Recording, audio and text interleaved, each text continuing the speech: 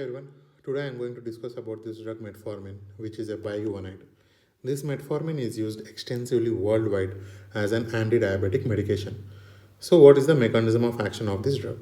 It activates AMP kinase, that is adenosine monophosphate dependent protein kinase. By activating this protein kinase, it blocks fructose bisphosphatase enzyme, which is an important enzyme in hepatic gluconeogenesis. As a result, there is a decreased hepatic glucose production. This is one way of major action of this drug. So coming to the other action, it also improves peripheral glucose utilization through GLUT4 receptors. It improves peripheral glucose utilization in skeletal muscle adipose tissue through GLUT4 receptors. This is the another important action of this drug. So coming to what are the benefits of this drug? So the fasting plasma glucose levels will be decreased and lipid profile will be improved with this drug, as well as it promotes weight loss. For this reason, it can be used in PCOD problems also. And another important aspect for this medication is it does not cause hypoglycemia when used in therapeutic doses.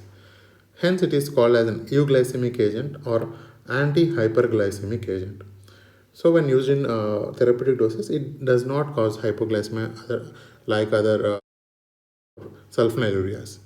And the potency of this drug to decrease HbA1c is around 1 to 2%, which is very good range of decrease in HbA1c with this drug.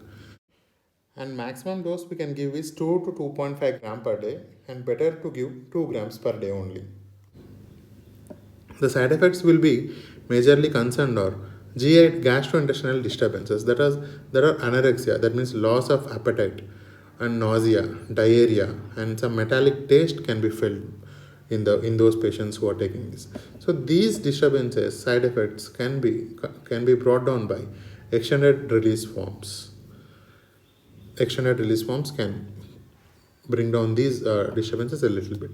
And another major important complication with this is lactic acidosis can be seen in patients who are already having renal insufficiency or CLD, or in chronic alcoholics. When they use this tablet, it can result in lactic acidosis.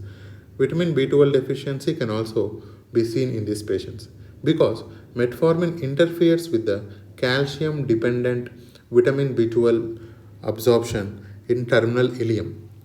So in terminal ileum, this metformin interferes with this absorption. So increased calcium intake may prevent the vitamin B12 deficiency. It is a very long-term complication. Vitamin B12 deficiency is a very long-term complication. So if the half-life of metformin is 1.5 to 1.5 to 3 hours, and it is excreted unchanged by kidney. It is excreted unchanged by kidney. So there are certain conditions that we cannot use this medication. That is, in CKD, when the glomerular filtration is less than 30 ml per minute, the metformin is contraindicated. When it is between 30 to 45, dose reduction should be considered in these patients. Any form of acidosis, we should not give this medication. And unstable congestive heart failure patients and chronic liver disease patient, in patients with severe hypoxemia, we should not give this patient. And patients who are about to take this radiographic contrast material, we should avoid it for a day or two to decrease the incidence of acute kidney injury. So this is something about metformin. Hope you like the video. Thank you for watching. Please like, share, comment, and do not forget to subscribe.